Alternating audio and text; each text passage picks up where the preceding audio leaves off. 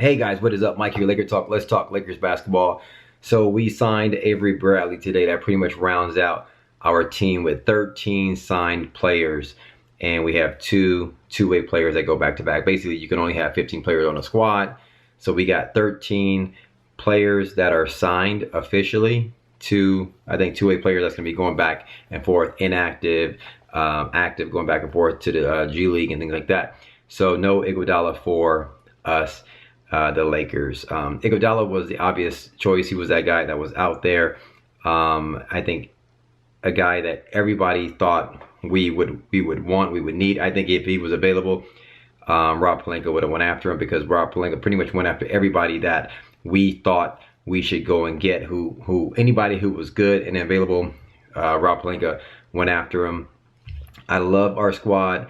Iguodala is the one guy that I do think we really needed. Why do I say that? Because I think we are missing a 6'9", 6'8" athletic wing defender, guy who can score and play at a high IQ level, and that's Iguodala. We have basically our wing defenders, if you look at it, it's just basically Jared Dudley and Kyle Kuzma. Now, obviously, LeBron James at the small forward spot as well can defend. And then we have our bigs, AD and DeMarcus Cousins. But you got Danny Green, who's a good defender, not a great defender like he used to be. I think yesterday I said that he, I think I watched my video that I posted yesterday. I said he was Defensive Player of the Year in 2017. I meant to say he made, all defensive team 2017. He's not the defender that he was back in San Antonio days, but he's still decent. So he can guard the 2 and the 3s. Jared Dudley can't guard anybody. Then we have a bunch of guards. KCP is a great defender, or a good defender, good quality defender. And Quinn Cook, Troy Daniels don't really guard anybody. And Caruso, I haven't been really studying Caruso's defense, and so I don't know if Caruso actually is decent on the defensive end. But we're kind of missing that mid-tier, right? The only head scratcher in all of our signings is Jared Dudley, and everyone's telling me, Mike, he's a good bench guy, whatever, and obviously he can shoot some threes. But to me, Jared Dudley, he's not athletic, and I don't look at numbers like that. I don't look at guys who can just do, can shoot. I need guys who can play both ends and go all out, right? So Jared Dudley, yes, we're paying for a guy who can sit on the bench and coach a team and cheer the team on and things like that, and come in, hit some occasional threes. But outside of that, I would have, I don't know about the Jared Dudley thing. Now, having said that, I think I give Rob Pelinka an A+ in terms of all the signings that he did. He pretty much went after anybody that was decent and available and got them on short, low impact, low cost contracts that no more than 2 years at a really decent price that can be flipped, mid-season for a trade and things like that. These are great assets that can be traded at any time. Now, somebody tweeted me and said they think that these contracts have a no trade clause, or I'm like, I have no clue what they're talking about, if that's even possible.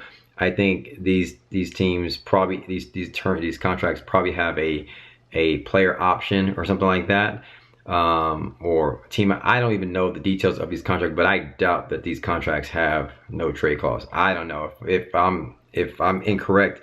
Hit me up and let me know, but I doubt that would be the case. These contracts, I believe, can all get traded. I think KCP had something like that last year, but I don't think that goes this year on these small deals. That's just what I'm thinking. But having said that, these contracts are decent, and they're very low cost and for high value, in my opinion. It's a win-win for us. So A+ to Rob Pelinka. The other thing that so I'm on Twitter today, I'm looking around in stories. One thing that pissed me off is that I gave my soul to this dude, Kawhi Leonard. Now, the thing is this, I'm tired of hearing these stories about Kawhi Leonard. Thing is, I wouldn't even be tripping on Kawhi Leonard if he chose to go to another team, very early in the free agency process. The fact is, I'm not really mad at Kawhi Leonard, but I'm really pissed off at myself for buying into these clowns. Chris Carter, Broussard, Bucher, anybody who was out there who actually gave us Laker Nation this thought that we were in the running and we were likely to, we were favored by Kawhi Leonard. It was a joke. Nobody knew. We basically just fell into these clowns and basically just gave them. I gave them my soul for what, almost 2 weeks. I'm just pissed off at myself. Never again will I ever listen to these clowns. And the thing that pisses me off is the fact that I actually never considered Kawhi Leonard as a guy on our squad. If you go back to my tweets late in the finals, I wasn't posting videos, but I was saying Kawhi Leonard is he's staying with the Toronto Raptors. I didn't even think of him as coming to the squad. Once we got AD, everybody said, now we're going after Kawhi. Mike, we're going after Kawhi. That's plan A, plan A, plan A. And I kind of bought into it. And that was it. And I kind of like got swept by that river of everybody going after Kawhi. And I'm just like, I'm so pissed off at myself. I swear, if I knew, there were times where I'm like, I don't even care, I don't even want Kawhi Leonard because I didn't even think he was coming. But I got swept in, man. I got played. I feel terrible because I don't know.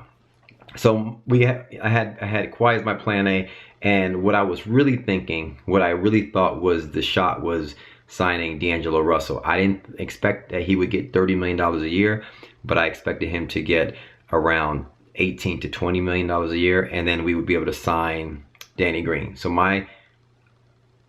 basically my priority was going after D'Angelo Russell and signing Danny Green, and then filling out the rest with mid-level exceptions, things like that. That didn't work out, and we did the best. After Jimmy Butler left, we did the best. Basically, the other plan was to divvy it up, Danny Green and a bunch of other guys, and that's what we did. So shout out to Rob Pelinka for plan A. I mean, for solidifying and doing great on that plan, the only plan that we had after Kawhi Leonard stiffed us. But having said that, I'm just pissed off at myself for following these clowns. Never again. I'm gonna go with my gut feeling, and that's it. The other thing is, I'm so hyped. I'm so ready for this season to get started. I'm on NBA radio a lot, or listening to it on my phone, streaming it. And these cats, everybody's giving the Clippers the edge. Now, I think it's understandable. You got two guys who made all, first team all NBA, two guys who were in the running top 3 MVP in terms of Kawhi. I think they're top 3, Kawhi, or maybe top 5, right? Because I think Paul George was top 3 in MVP voting. Kawhi was up there, and you got those guys, and everybody's giving them the edge. Now you got those guys who are basically similar positions. You got those guys who are going to share the ball and things like that, where I think you got our squad who are more, you got guys who kind of fall into position. You got Boogie, you got AD, you got LeBron, you got Danny Green, and so forth. And I think, having said that, I just think we have everybody gives us credit for the signings we have, but I don't think they're giving us enough credit. I don't think they're giving LeBron James the credit that I think he needs, or going into this season. Like, I think he needs to use this as motivation to really step up and come off vacation like he did last year and really ball out. One of the things that I think is, going into the season, I'm actually favoring the underdog role. I think having not the underdog in terms of being a weak team, but the underdog in terms not being this team that's a unanimous favorite to win the title. There is another team, the Clippers and so forth, that people are picking over us. I actually like that aspect going in. I think that's going to give us an extra motivation, and I'm looking forward. I hope our players are watching and listening to this stuff and really being motivated by this coming in, because I think people are doubting LeBron James, what he's going to bring.